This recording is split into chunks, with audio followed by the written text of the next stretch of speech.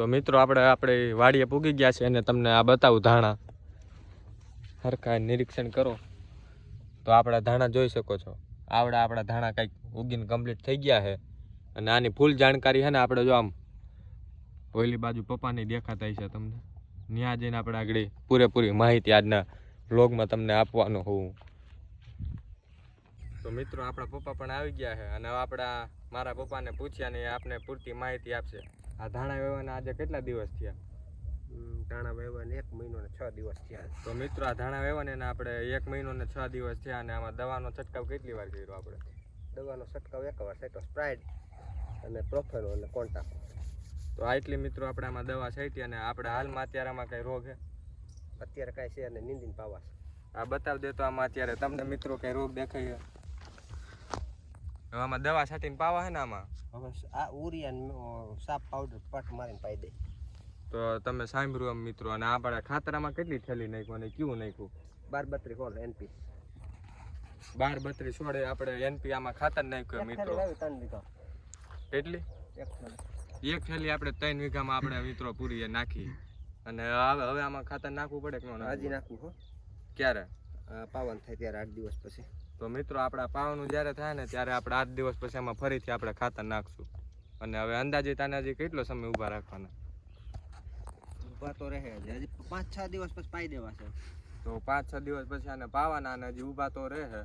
ઊભા રહે હજી 2 મહિના. અને આપણા ખેતરમાં ક્યારે વાવ્યા છે આની પહેલા? 1 વાર વાવ્યા હતા પરાય. તો કપાસ હતો 1 વર્ષ પહેલા મિત્રો આપણે આને વાવ્યા હતા. પોર આપણે આમાં કાંઈ વાવ્યું નહોતું કારણ કે પાણી નહોતું અને વરસાદ એવો બધો નહોતો. એટલે ઓણ પાસે આપણે વાવ્યા છે અને આમાં ઉતારો તો સારો આવે છે. ઉતારો કેવો આવે છે? ગયા વર્ષે 14 મણ 13 મણ થયા હતા. તો મિત્રો ગયા વર્ષે આમાં આપણે ને 13 થી 14 મણનો ઉતારો આવ્યો હતો.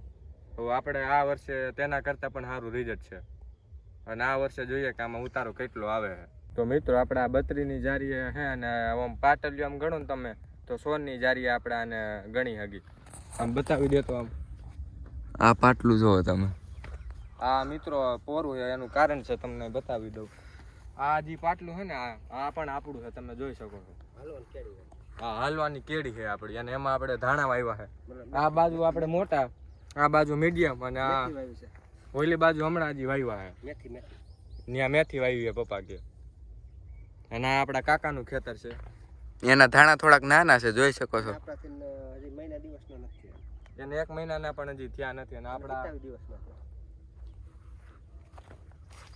આપણે 1 મહિનો ને 6 દિવસના થયા. જોઈ શકો છો તમે આપણા ધાણા. અને ખેડૂને છે ને આમાં તમે બધા એમ કહો કે આમાં બહુ પૈસા મળે, એવું હોતું નથી હકીકતમાં મિત્રો. આમાં પૈસા તો વસ્તુ એવી છે કે અમે અત્યારે આ નાનો પાક આ જ્યારે મોટો થાય ને ત્યારે આના ભાવ ન હોય. અત્યારે નથી ના તો આનો ભાવ અત્યારે ખૂબ ઉપર છે. અને જ્યારે પાકે ત્યારે અમે તો કાઢી નાખી પણ આ દલાલ લોકો હોય ને એ આને સાચવીને રાખે. અને જ્યારે ભાવ આનો હાઈમાં જાય ને ત્યારે આને બહાર કાઢે. અને એટલે કમાવાનું છે ને મોકો એને પૂરતો મળે. ખેડૂતને આમાં કાંઈ મળતું નથી. તો સાંભળ્યું ને મિત્રો તમે મેં કીધું એમ આમાં ખેડૂત લોકોને છે ને કાંઈ બહુ કમાવાનું હોતું નથી. બધા એમ કે ખેડૂત કમાઈને આમને તેમને. ખેડૂતને કાંઈ આમાં કમાવાનું હોતું નથી. ખેડૂત સામું કોઈ આમાં ક્યાં પણ જોવે છે. બધા એમ કે ખેડૂત કમાય આમાં હું ટણપો કમાય. આ વર્ષે ઓણ કાંઈમાં રોગ બોગ નથી. નકર આવડા થાય ને મિત્રો તો ઘણી વાર છે ને આ બરી પણ જાય.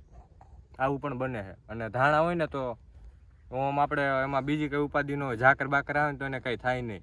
આની જગ્યાએ આપણે જીરું આવ્યું હોય ને મિત્રો તો એમાં ઝાકર બાકર આવે ને એટલે ફેલ થઈ જાય જીરું.